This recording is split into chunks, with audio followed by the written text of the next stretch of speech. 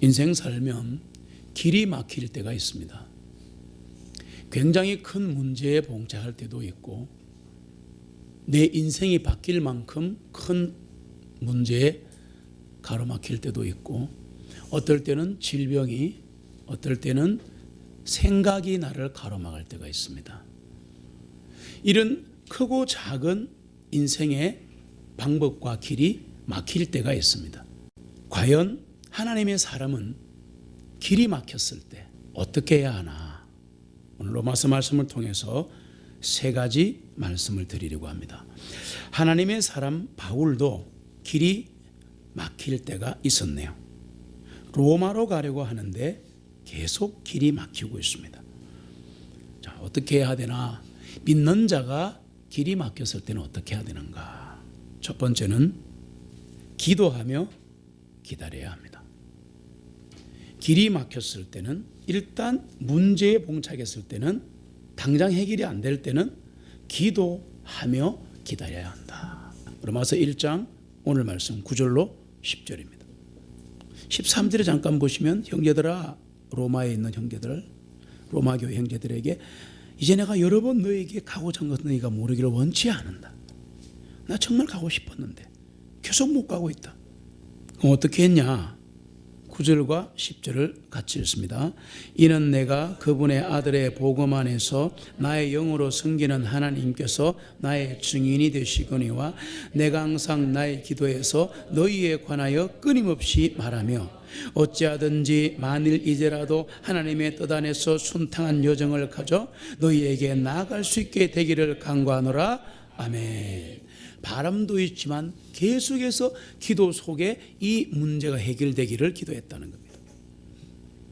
그러면 기도하며 기다리는데 인생 살다가 크고 작은 문제로 길이 막혔을 때 어떤 기도를 해야 하는가 하면 로마서 1장 10절을 잠깐 보시면 어찌하든지 간에, 접속사지요. 어찌하든지 간에 만일 이제라도 하나님의 뜻 안에서 순탄한 여정을 가져서 가게 되기를 간구한다. 지금 뭐라고 말했죠? 하나님의 뜻 안에서. 그래서 기도하며 기다릴 때는 하나님의 뜻 안에서 기다려야 합니다. 나는 과연 하나님의 뜻에 맞는 기도를 하고 있는가? 내 기도는 과연 길이 막혔을 때, 간절한 소원이 있을 때 하나님의 뜻 안에서 기도하고 있는가? 어떤 기도를 해야 되는가 하면 바울의 이야기를 빌리면 이렇습니다. 순탄한 여정을 위해, 평탄한 길을 위해, 평안한 길을 위해 기도해야 합니다. 우리는 잘못 알고 있는 게 있습니다. 막 엄청나게 고민하고 막 사투를 벌이고 막 소리 지르고 이러면서 하나님 일을 해야지 뭔가 한 것 같다는 느낌이 드는 게 특별히 한국교회 교인들입니다. 극이든 적이든 똑같은데 바울이든 항상 여러분 평탄한 길 주옵소서 기도하시기 바랍니다. 억지로 어려운 길을 가서 뭔가 해낸 것처럼 폼 잡지 맙시다. 여러분, 하나님의 뜻에 맞는 기도 중에 오늘 중요한 기도인데 길이 막혔잖아요. 잘 보세요. 길이 막혔죠. 뚫어주세요. 이렇게 기도하지 말고 뭐라고요? 평탄한 길 주세요. 이렇게 기도하시면 됩니다. 이 기도를 끝마치고 나중에 바울이 어떻게 응답을 받는가 하면 로마로 가고자 했는데 막혔는데 결국은 죄수의 몸으로 갑니다. 그럼 우리는 그렇게 생각하는 거예요. 기도했는데 더 어려워졌네? 교회 다니는데 문제가 더 많네? 이렇게 생각하면 그게 아니에요. 로마에 가고 싶다고 하는데 로마로 안 보내주고 계속 미루시다가 죄수의 몸으로 배 타고 갑니다. 아니 얼마나 웃깁니까 여러분? 그렇잖아요? 놀라운 사실은 뭐냐? 그 당시 2000년 전에 이스라엘 땅에서 황제가 있는 이태리 로마까지 가야 됩니다. 맞습니까? 어마어마한 거리입니다. 가다가 수백 번 죽어요. 흉적, 산적 뭐 다 나타납니다. 그러니까 왕도 무서워서 못 가는 곳인데 중요한 건 뭐냐? 바울이 로마 시민이었잖아요. 그러니까 내가 황제 앞에 가서 나 재판 받을 거야. 이 한마디 딱 떨어지니까 그냥 호의 그 군사가 기록을 찾아보니까 세상에 여러분 그 성경에 보시면은 그 로마 군 병정들을 거느리는 사람 중에 50부장, 100부장 있죠. 100부장 굉장한 직위거든요. 로마 군단은 그 당시 세계 최강의 군대였습니다. 100명을 마음대로 거느린다는 것은 요즘 같으면 거의 한 1000명 거느린 거나 마찬가지인 거의 연대장 정도는 될 겁니다. 상당한 그 직위 있어야 100부장이 되는데 바울을 로마로 모시고 가는 거야 지금. 왜? 이 사람 죽으면 안 돼요. 난 로마 시민이다. 그때부터 이제 문제가 생기고 로마 시민을 황제 앞에 모시고 가야 되는데 배에 탄 인원을 추적해 보니까 270명이. 와, 호의를 받으면서 가는 거야. 배사람까지 해가지고. 야, 아주 안전하게 100길로 가니까 찬적도 안 만나고 로마 군단이 데리고 가는데 공짜로 배싹도 없이 가는 거야.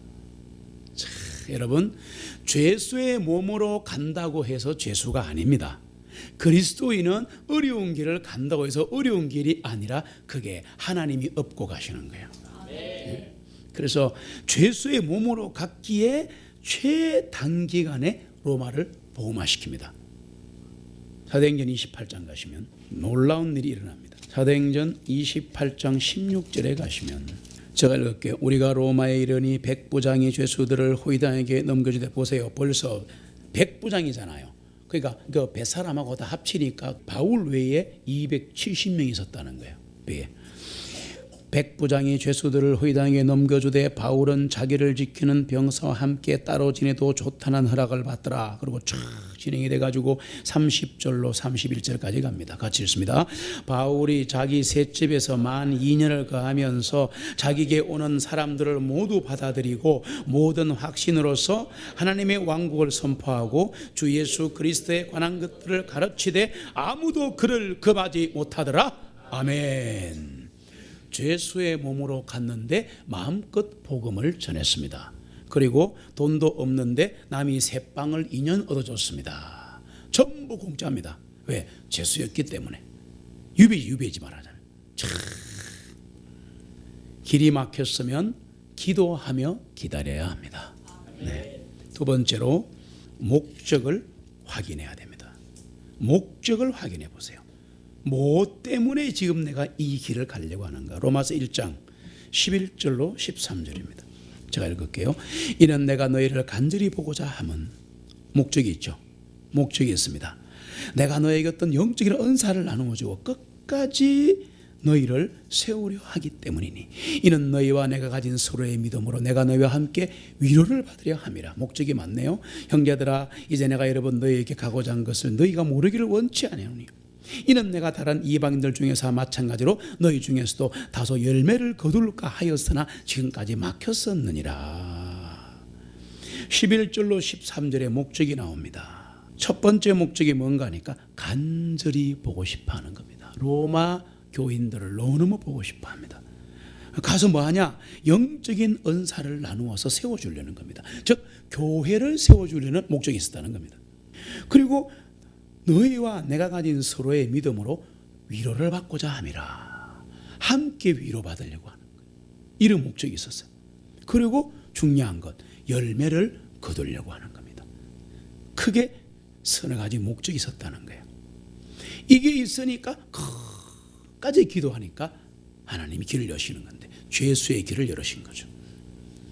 길이 막혔을 때는 내가 가는 길이 맞는지부터 확인하세요. 바울이 가는 길은 하나님의 왕국을 위한 길이었기에 막힌 것 같지만 막힌 게 아니었다. 따라합시다. 막힌 것 같지만 막힌 게 아니다. 믿으시기 바랍니다. 하나님의 사람은 막힌 것 같지만 막힌 게 없습니다. 죄수의 몸으로 가도 마음껏 복음 전할 수 있습니다. 나는 지금 시급이 힘들어요. 장사가 안 돼요. 수입이 줄어들었어요. 질병이 있어요. 자, 하나님 앞에 우리는 여러 가지 얘기들을 하면서 하고 싶은 일과 해야 되는 일이 두 가지를 못하고 있을 때가 많습니다. 하고 싶은 일과 해야 할 일을. 그럴 때 이게 안 되니까 우선 직업에 몰두해야지. 돈을 좀 더 벌어야지. 아이를 키워놓고 봐야. 우리는 그렇게 말하는데 하나님은 절대 그렇게 생각하지 않으십니다. 얘들아, 길이 막힌 것 같지만 막힌 게 아니다. 하나님의 사람은 하나님의 일을 하기 위해서 뭔가를 하고 있으면 절대 막힌 게 아닙니다. 지금 당장 실패한 것 같지만 실패한 게 아닙니다. 고린도후서 6장으로 갑니다. 3절로 10절입니다. 복음을 전하면서 온갖 종류의 고난과 모욕을 굳게 견디는 걸 보여주는 겁니다. 우리가 가는 인생길이 광야 인생길이기 때문에 언제나 바울처럼 크고 작은 이런 일이 일어납니다. 어떨 때는 피로가 우리를 덮쳐옵니다. 아무것도 하기 싫을 때가 있어요. 그러나 우리는 어떤 사람들인가? 6장 8절 후반부부터 제가 읽고 끊으면 아멘 하시기 바랍니다. 우리는 속이는 자 같으나 진실하고 이름 없는 자 같으나 유명하고 죽은 자 같으나 보라 우리가 살아있으며 징계를 받은 자 같으나 죽임을 당하지 아니하고 설판한 자 같으나 항상 기뻐하고 가난한 자 같으나 많은 사람을 부유하게 하고 아무것도 없는 자 같으나 모든 것을 소유한 자로다. 우리는 주님을 소유했습니다. 잊지 마십시오. 지금 내가 가고 있는 인생길이 맞는가 확인해 보시고, 지금 내가 가고 있는 신앙의 길이 맞는가, 지금 내가 바라는 것이, 지금 내가 가고자 하는 길이 하나님 나라를 위한 길인가, 정말 이거 고민해 보셔야 돼요. 길이 막혔다. 길이 막혔을 때는 내가 가는 길이 맞는지 확인해 보시기 바랍니다. 진짜 내가 하고자 하고 바라고자 하는 이 일들이 하나님의 나라를 위한 길인가, 그것만 생각해 보시면 답은 나옵니다. 아니면 돌아서면 됩니다. 세 번째로, 길이 막혔을 때 첫 번째가 뭐였죠? 기도하며 기다려라. 두 번째가 목적을 확인해라. 내가 지금 이 길을 왜 가려고 하는가. 그런데 길이 막혔을 때 세 번째는 바울이 우리에게 보여준 모범인데요, 바른 자세를 가져야 합니다. 바른 자세를 가져야 합니다. 로마서 1장 오늘 마지막 말씀 14절. 어떤 마음의 자세인가. 로마서 1장 14절 같이 읽습니다. 그리스인들에게나 야만인에게나 지혜 있는 자에게나 지혜 없는 자에게 다 내가 빚진 자로다. 아멘. 14절에 나오는 이야기는 내가 모든 사람에게 빚진 자다. 왜 그렇게 로마에 가려고 했는가? 빚진 자라서. 무슨 말이냐? 구원받은 사람이기에, 그 말입니다. 복음에 빚졌다는 얘기입니다. 십자가 보혈의 피에 빚졌다는 겁니다. 그게 바울의 마음 자세였다는 얘기입니다. 빚진 자의 자세를 가져야 합니다. 그것도 하나님 은혜에 빚진 자여야 합니다. 우리는 내 생활이 조금 편하고 조금 돈을 벌고 잘 되고 있으면 그것이 하나님 은혜라고 너무 쉽게 판단을 내립니다. 내 생활이 어쨌든 간에 항상 감사와 찬송이 내게 있는가. 하나님의 마음이 있는 곳에 우리 모두의 마음이 있기를 바랍니다. 하나님의 마음은 제가 성경 보니까 딱 두 군데밖에 없어요. 많이 있는 것 같은데 아니에요. 딱 두 군데 있어요. 뭔지 아십니까? 첫 번째가 잃어버린 영혼, 즉 하나님을 모르는 사람들. 디모데전서에 보시면 하나님은 모든 사람이 구원을 받고 진리에 이르기를 원하느니라. 모든 사람이 한 사람도 빠짐없이 이 세계 72억 인구가 전부 구원받기를 원하시는 거야. 근데 우리가 니는 불교니까 빼고 그러면 안 되죠. 그건 안 되죠. 저 사람 부자니까 떼고 안 되죠. 안 될 거라는 생각하지 맙시다. 하나님의 소원입니다. 여러분, 교회의 부흥은 하나님의 소원이에요. 가정 회복은 하나님의 소원이에요. 제가 성경을 보면서 내온 게 뭐냐 하니까 제일 중요한 게 하나님의 마음은 잃어버린 영혼에 있고, 두 번째 상한 자에게 있더라고요. 마음이 아프고 육신이 아프고 지치고 힘든 자에게 하나님의 관심이 다가 있는 거야. 과부가 두 렙돈을 성전에 있는 헌금함에 넣습니다. 그때는 소리나게 넣는가 봐요. 예수님과 제자들이 성전에 가서 헌금 넣는 장면을 보고 계시는 게 사복음서에 나옵니다. 딱 넣는데 부자가 들어갈 때 숙표를 넣습니다. 요즘 말로 막 100만 원 넣었겠지. 예수님 보시니까 막 까이까 뭐 몇백억까지 재산이 있으니까 뭐 그 100만이 문제겠습니까? 다 였어요. 근데 이 과부가 두랩돈 지금 계산 딱 200원이야. 딱 200원이더라고. 근데 200원이 하루 생활비인 거야. 와, 처절하게 가난한 거잖아. 그땐 그랬습니다. 로마의 압제 시대에 이스라엘이 살았기 때문에 가난했어요. 땡그랑 하고 들어가는데 예수님이 뭐라고 하십니까? 저 여인은 자기의 모든 재산을 넣었느니라. 야, 참 중요하죠. 예수님은 그 수많은 사람들이 헌금을 넣어도 관심 없고 과부의 200원 거기에 관심이 가는 거예요. 마음이 상한 자에게 관심이 있고 잃어버린 영혼들에게 관심이 들어요. 저는 이 하나님의 마음을 우리가 이제부터라도 깊이 있게 알아가면 좋겠습니다. 그러면 우리의 인생은 하나님이 책임지십니다. 하나님의 마음, 그 마음을 알아들이는 순간 하나님은 너무나 기뻐하시는 거예요. 누가 나를 찾나? 두 눈의 불꽃처럼 지구를 보고 계시는 거예요. 누가 나를 부르고 찾나? 기도만 하지 마시고 간구만 하지 마시고 바른 자세가 중요합니다. 바른 인생을 가려면 이 자세는 바로 하나님이 관심을 두는 곳에 나도 관심을 둔다. 그러려면 바울처럼 빚진 자가 되어야 합니다. 많이 은혜 받은 사람이 빚진 자가 되는 거예요. 채권자 멘탈리티라는 게 있습니다. 멘탈리티가 뭐냐 하면은 그 마음의 본성, 정체성 이런 걸 말하는데 채권자의 정체성이라는 게 있어요. 멘탈리티. 그게 뭐냐? 항상 요구하고 주장하는 사고방식입니다. 항상 해달라, 힘들다, 나 좀 봐달라, 막 이런 걸 우리가 학문에서 채권자 멘탈리티라고 말을 하고, 근데 이렇게 자꾸 뭔가를 요구하고 주장하고 불만하고 이런 사람에게는 감사가 없어요. 반대로 채무자 멘탈리티가 있습니다. 세상의 돈 문제에서는 채권자가 좋아요. 받을 돈이 있으니까. 빚진 자, 채무자는 종교 없는데 영적으로는 채권자가 아니라 채무자가 돼야 합니다.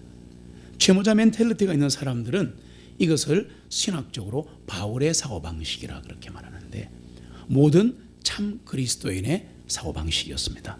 역사적으로 수많은 그리스도인이 언제나 채무자 멘탈리티를 갖고 있었다.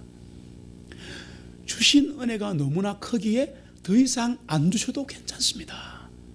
지금 이대로도 감사합니다. 이게 채무자 멘탈리티예요. 바울이 받은 게 많아서 그렇게 감사한 줄 아십니까? 아닙니다.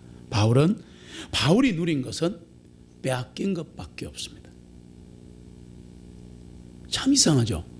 우리는 뭔가 잘 되고 많이 받고 질병이 고쳐지고 뭔가 하여튼 성공하면 이게 하나님이 함께 하시는 증거인데 뭐가 안 되고 있으면 전부 다 내가 뭔가 자문해서 그렇다고 생각하고 다른 사람도 그렇게 보는 거예요. 나를 그렇게 보고 다른 사람은 그렇게 보는 거예요.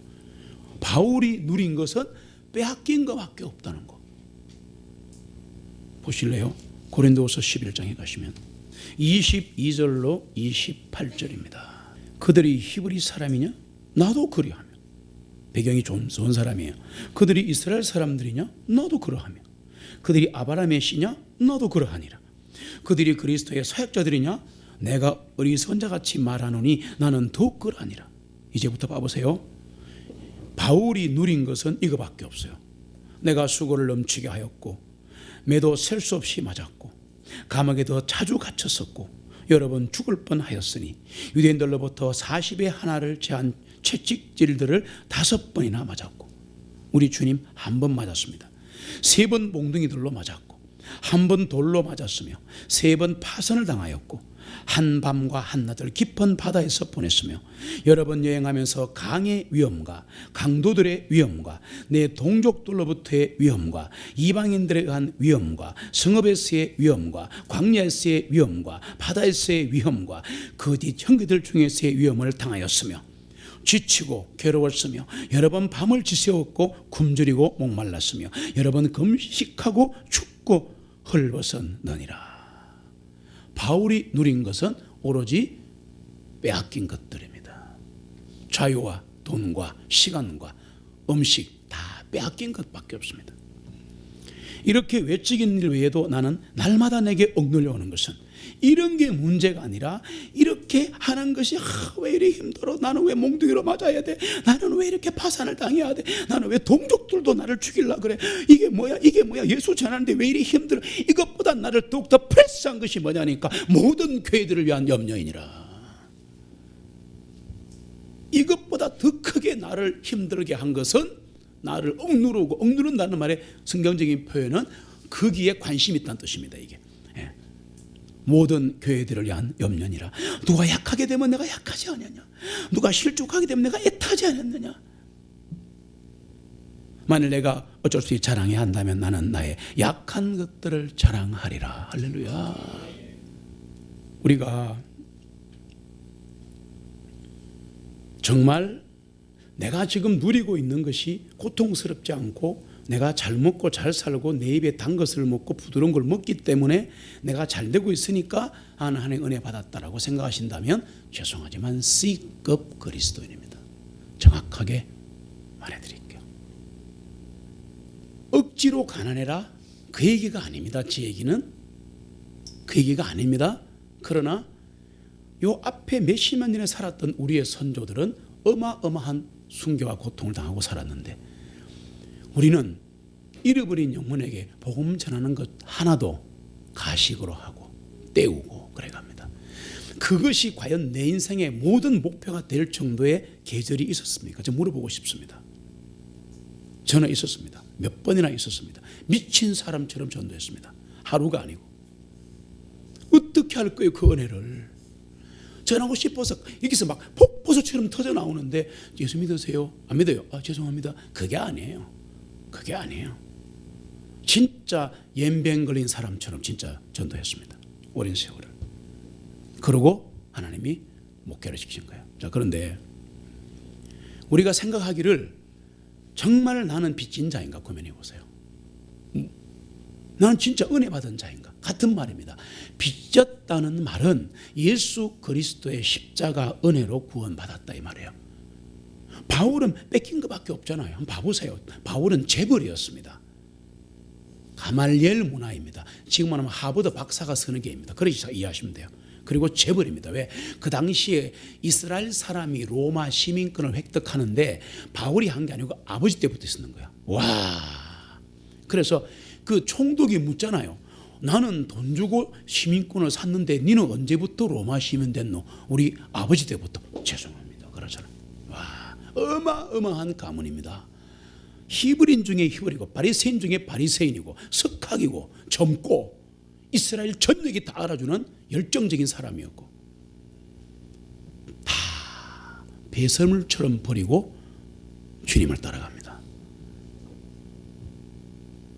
우리 정말 고민해 보셔야 합니다. 빚진 자요? 은혜 받은 자는 어떤 자인가?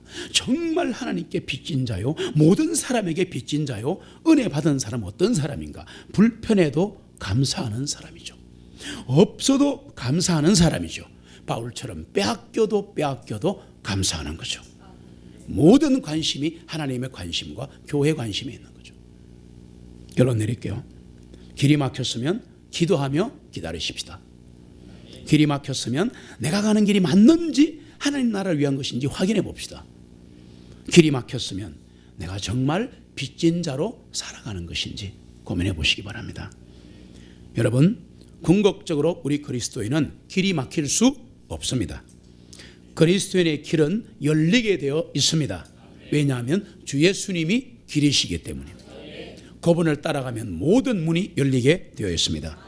예수님이 따라가면 그분이 모든 것을 열어주실 것입니다. 주님의 은혜를 사모하며 우리 이제부터 함께 기도합시다. 교회와 가정과 나라를 위해.